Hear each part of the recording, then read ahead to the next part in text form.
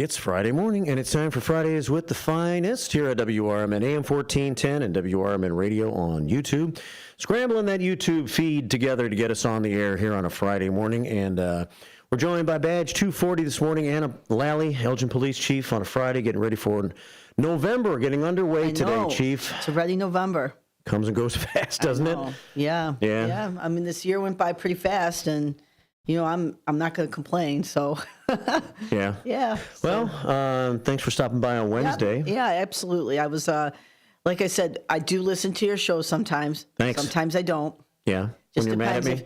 No, I'm never mad at you. I'm okay. just like I'm like, not today. So I'll just put some music I can't on. take that today. Not today. I'd rather listen to some music and my 10-minute drive to work.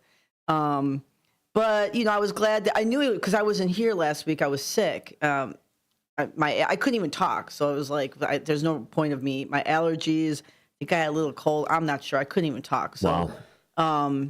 I know that was going to be the last time that I would see him. But then when I heard your show, I was like, I'm glad I turned your show on because I wanted to say bye to him. So, yeah, he will be missed for sure. He will. Yeah. Yep. I know you had some things you could talk about, but now you're actually going to sit in your seat a couple of minutes before the show starts because you won't have to talk to Larry for 5 minutes. Yeah, hey, I know. Don't be jealous, okay, Mark? I'm jealous. Right? Don't be jealous. I'm jealous. I like you too. Don't be jealous. But anyway, yeah. So I was just asking before the show if it was weird, like him not being here, but it's just he has such a he's been on the show how many 9 years? Like 7.5. 7, yeah, long time. Mm-hmm. So yeah, it's a long time and a lot of information. But like you said, he's gonna pop in every now and then. Yeah. So, which is good. But yeah.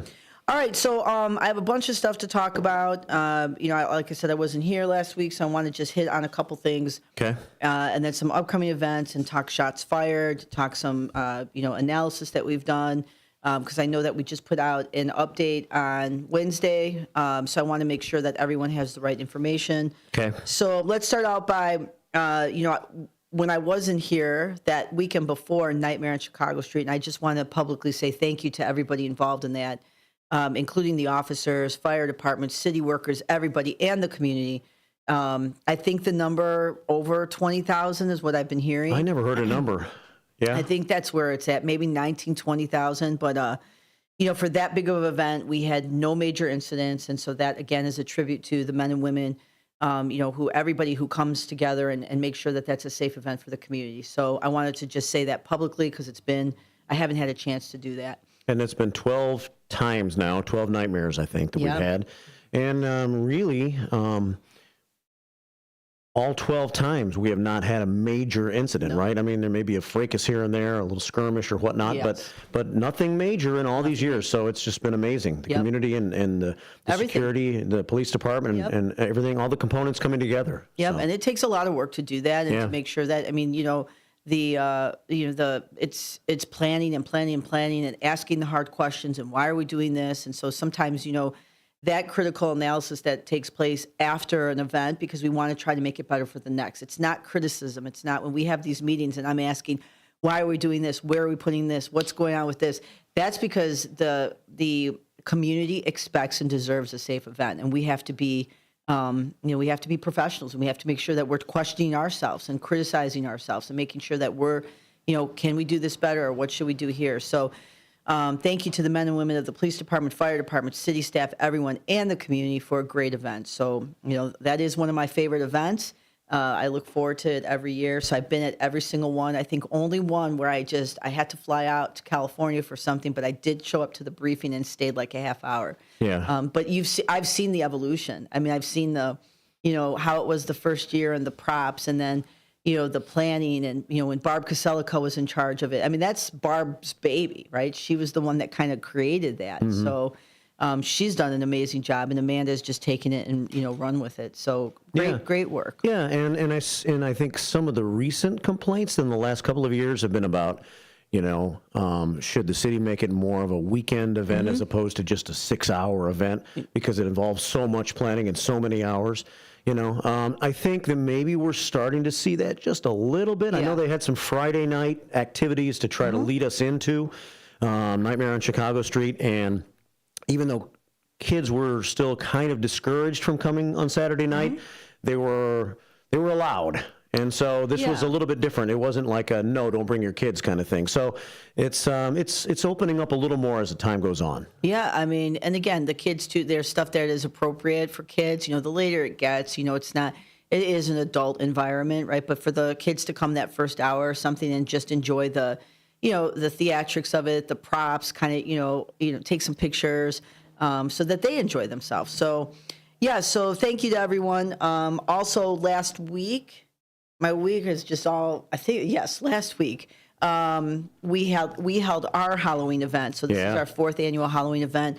I talked to Christy Schmidt, and I think we had over 1,600 people that we had on the clicker that came through the department. But I will tell you, when I walked out into the crowd, it was more than that. It was huge. And every year it's getting bigger and bigger and bigger. And just, I love that night too, because, again, it's not we are throwing a party basically, right? Yeah. But when you do that, and I've always said community engagement and why we do what we do, if it's truly genuine and grounded in wanting to build lasting relationships, every person that's coming through our department, and we're getting to meet kids and handing out candy and talking to their parents, that is building relationships, that it's easy to build a relationship when there's nothing bad going on. Yeah. Right.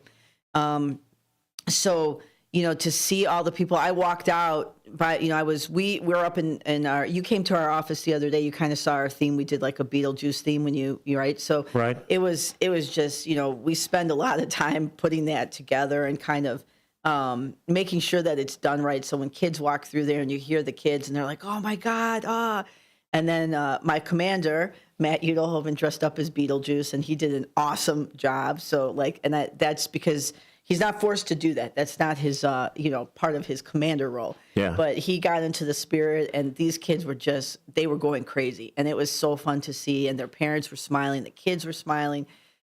Yesterday, I met with 3 of our costume winners. So every year, I pick 3 top costume winners, and I get them a big 5-pound bar of Hershey's chocolate. Yeah. Sometimes the chocolate bar is bigger than the kid, and then I give it to them, their parents. I'm like, sorry guys, I'm sure these kids are going to get hyper. Yeah.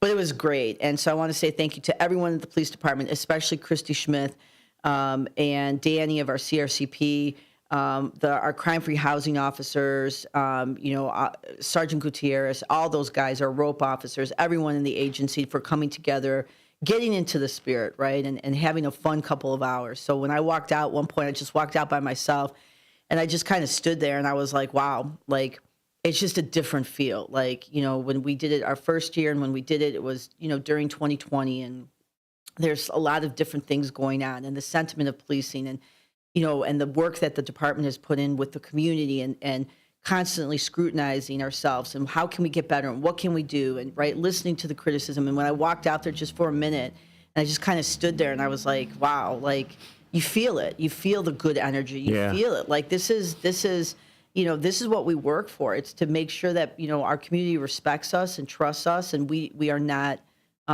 perfect people. But man, when you work and you really truly believe in that mission, and you see that and you feel it, it's just like your event, right? The first year you did your event, you were probably like, okay, and here you are a couple of years into it. And when you're standing there and you're seeing all these people come together, and like the relationships that are being built, and true, peacefulness, right? It's a great thing. Yeah. So it was really fun and really great. And so thank you to everyone for that. I know that you have a lot of events, maybe not the right word, but some events and some other things during the course of the year where you reach out and try to bond with the community, from small things like coffee with the cop to open house that you have over there and things like that. But and it's almost like a subliminal bond that's formed between the police department and with the Halloween event, young kids. And so this is something that makes young kids, as they grow up, know that their police officers can be their friends. Yes. And that's something that you can't really keep score of. I mean, it's like It's the intangible. You don't know. They don't know that. They don't know that the night that they're there at the Halloween event.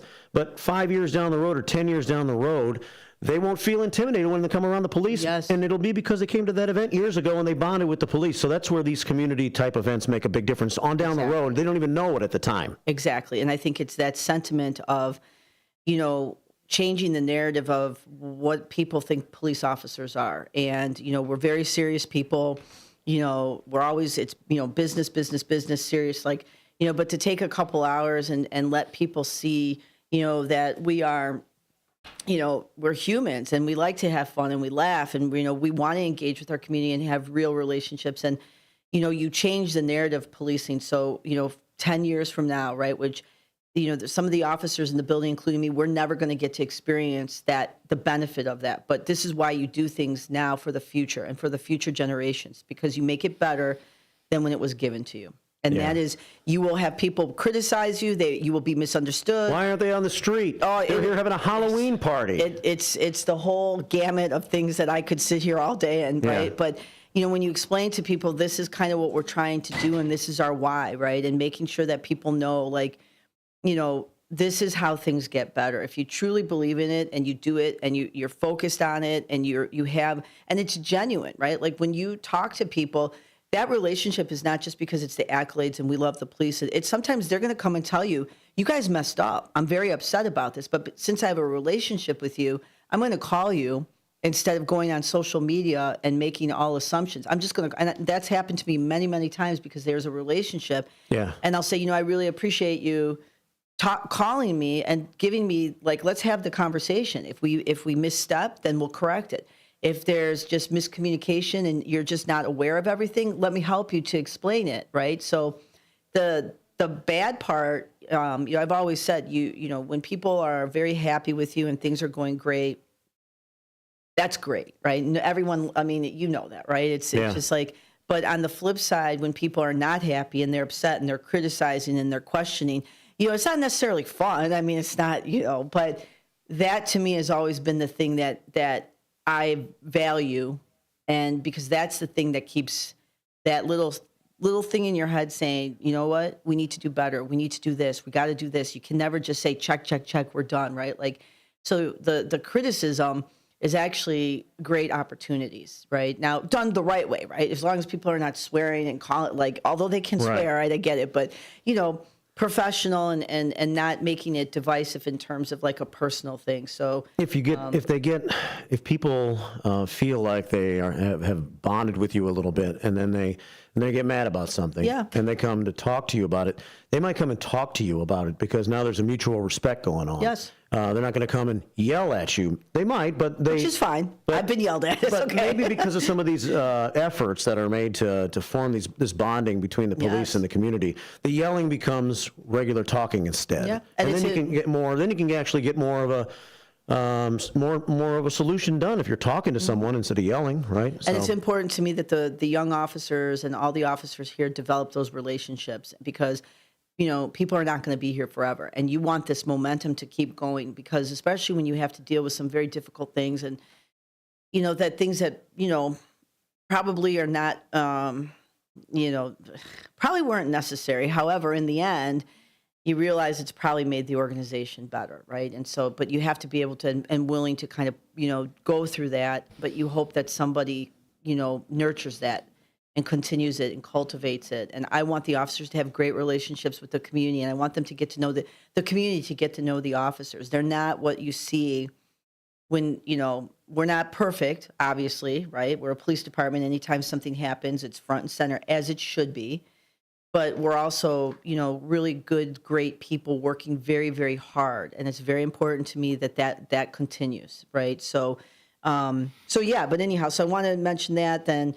Couple events coming up, and then I want to get into some shots fired information. So November 9th, which is not this Saturday, next Saturday at 10 a.m. at the police department in our lobby, we will be doing a mini swearing-in ceremony for Charm, which is Detective Arnold's new comfort dog, Mac, which is Officer Young's new canine, and then Ace, which is Officer Nizavako's new canine. So next Saturday, 10 a.m., come on down. It'll probably be about a 15, 20-minute ceremony. Come meet the officers. Come see the dogs. We're going to I give them their little badges, which are these little cute little badges. Yeah. So, it's a great way to meet everyone, especially, with Charm is, I don't know if there's going to be a competition between Chance and Charm.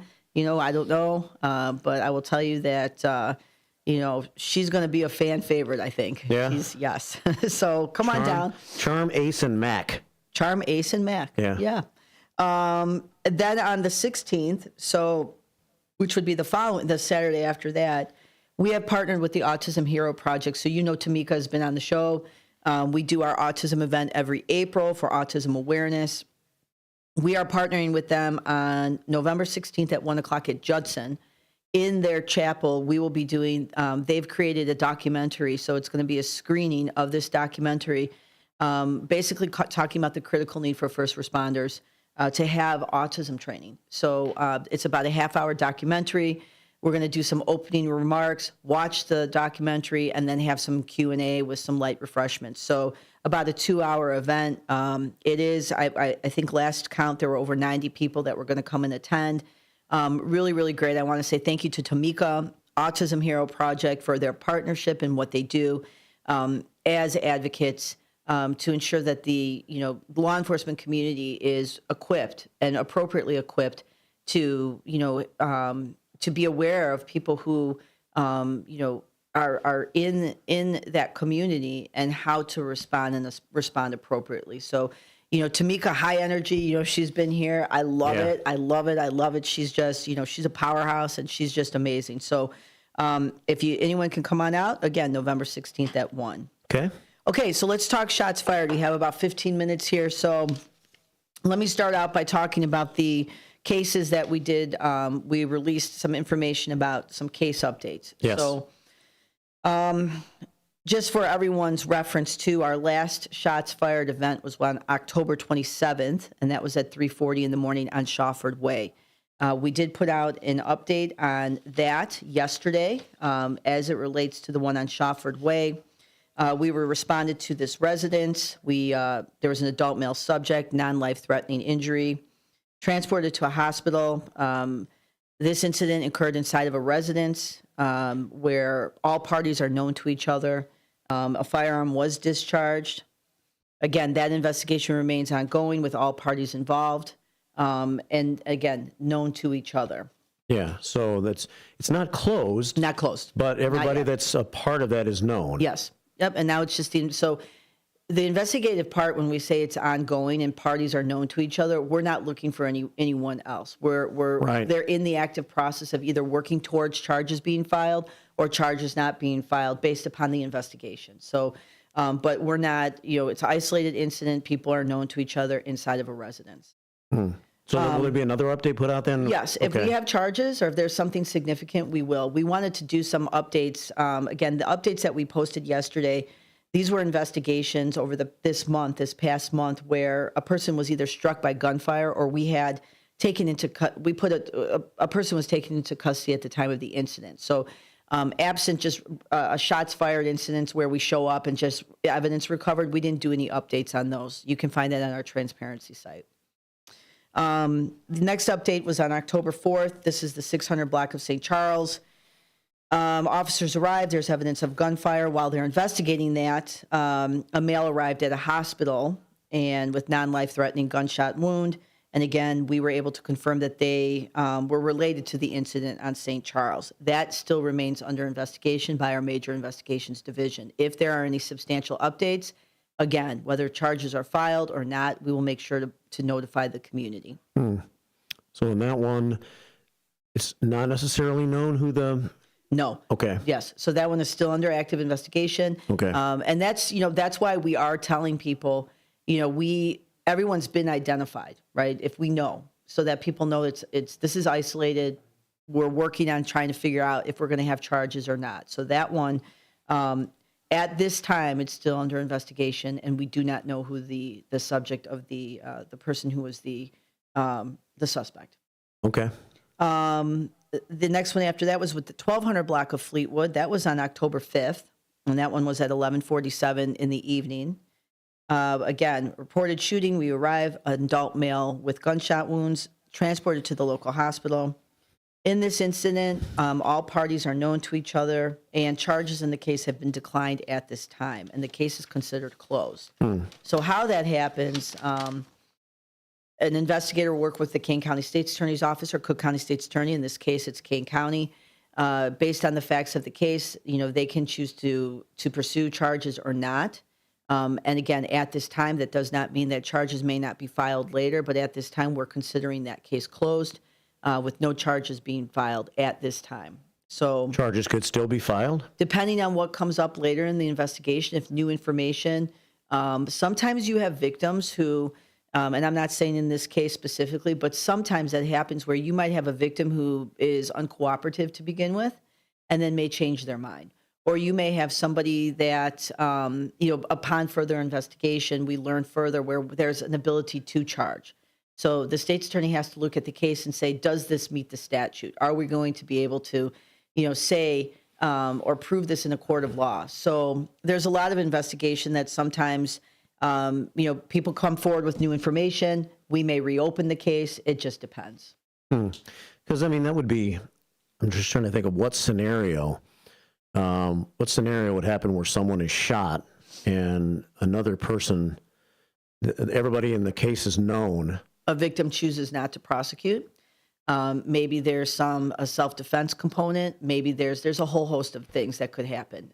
There's not enough, maybe the discharge of the weapon was accidental. There's a whole host of things that could happen, which is why when we put this information out to the public, we give enough to let the public know this is what's happening. It's isolated, we're looking for people, we're not.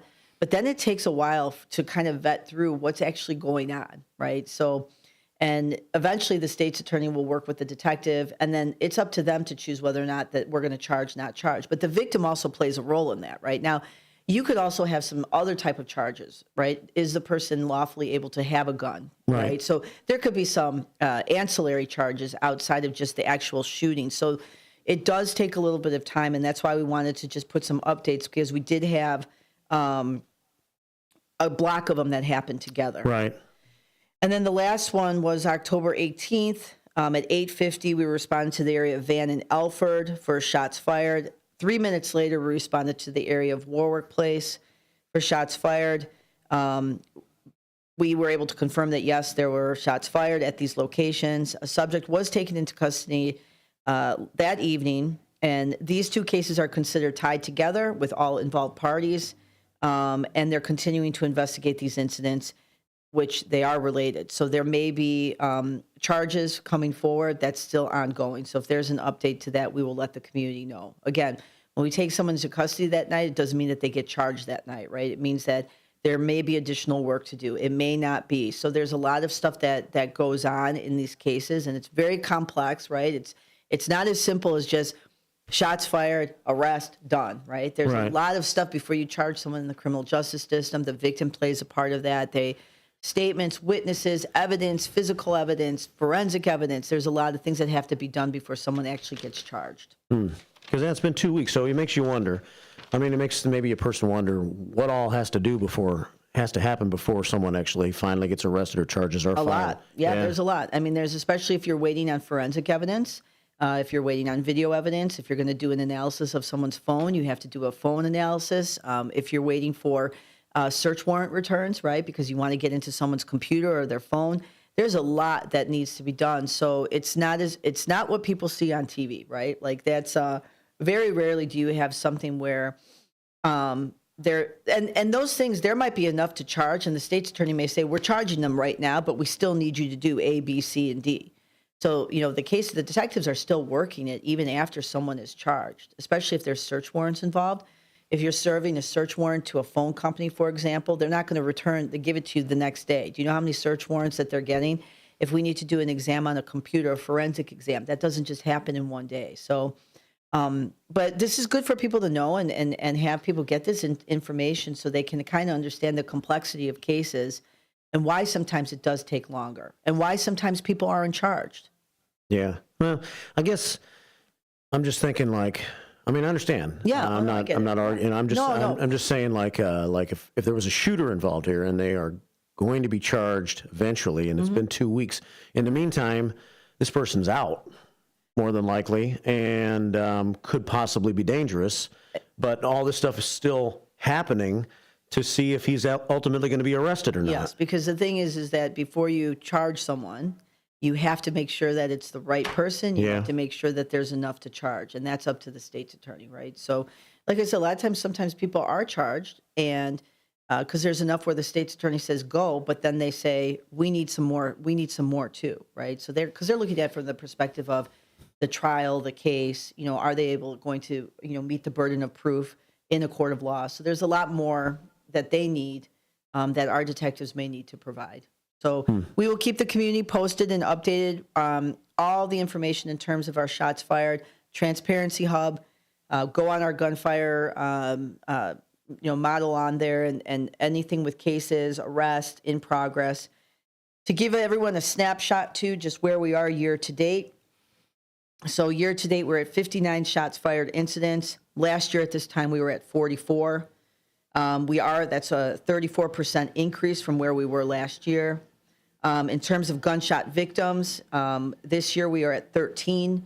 Last year at this time we were at 16, so that's a 19% decrease. When we look at our shots fired incidents, so out of the 59 incidents, 22 of them, so 37% are unknown in terms of whether there's a gang type of incident or a gang relationship. Okay, so 22 of them we do not know. And those are usually the ones where shots are fired, recovered casing, we do everything we can and we have no idea who this is or why they did it. Yeah. 17 of the 59 shots fired, so 29% are not gang related. So we know that 29% of our shots fired are not gang related because we're able to make an arrest. We have enough information in terms of the investigation to make that conclusion. We have then 12 of our 59 incidents, so 20% could possibly be gang related. So possibly, which means the investigation is still ongoing. Okay. Whether or not, in order for something to be considered gang related, right, there has to be an intent to benefit the gang, its reputation, influence, something in furtherance of the gang, right? So in 12 of our cases, there's possibly a gang-related motivation, but those are still cases that are under investigation. And then in 8 of our cases, so 8 of our 59, we are determining them to be gang-related. So in 8 of the 59, so 14% of our cases, we have determined that there was an intent to benefit the gang, its reputation, influence, or membership. And that's based on, we can say that definitively based on our investigation. Okay. So that gives just a snippet, right, in terms of how much is related to gang stuff. And then, so, a lot of times in the shots fired cases too, it's interpersonal conflict that the police have there's nothing that we can do to influence that, right? If there's interpersonal conflict between families, right, there's nothing that we're going to be able to do. There's no proactive strategy that we can use unless if it's a domestic related situation and people have come to us for help and assistance and we're trying to get involved. So there's a portion of the shots fired where, gang related, yes, there's strategies that we implement. There's things that we can do. Where there's this kind of nexus between a personal relationship or something that has no bearing to the police, those are the ones that are necessarily hard to, find some type of strategy. So it's important that we talk about shots fired only in terms of the number, but also here's the context. Yeah. Right. So here's what's been going on. 2015. Is that the music? Yeah, it is. Man, I was 9:30 already. Okay, so we'll kind of Keep wrap on this going up. with it next Yeah, week. but that's at least that's a good snippet for people to kind of see. Again, follow our Facebook page for updates, transparency site for information on the cases, and if anyone has any information, 847-289-2600 or text a tip to 847-411. Okay. And Hector says, me and my son have been to every Halloween event hosted by the EPD. This year was the most packed event ever. It was crazy, right? Thanks. Yes. Thank you, Chief, says Hector. Thank you. And Wendy says, is it legal to park in your front lawn every day? Maybe we can answer that question next week. If that's happening, call the non-emergency number. We'll have the parking control officer come out there and make the assessment of where they're parking. Steve Thorne's next. All right. Have a good weekend, everyone. At WRMN Radio, we try to connect with the community and discuss important issues, like our current mental health crisis. Here's Lori Baker, President and CEO of AID. I think most people, when they see young children thinking about suicide at the ages of 5 and 6 and 7, I mean, that's shocking to me that children even know that they want to harm themselves somehow. I know it's difficult. I definitely feel the pinch. We all feel the pinch at the gas pump, at the grocery store, right, in our rents, but I think most people could handle 27 cents a day to help kids and seniors and people experiencing homelessness. Discussions like this take place on the first shift, weekday mornings from 6 to 10, right here on WRMN AM 1410 and WRMN 1410 Radio on Facebook.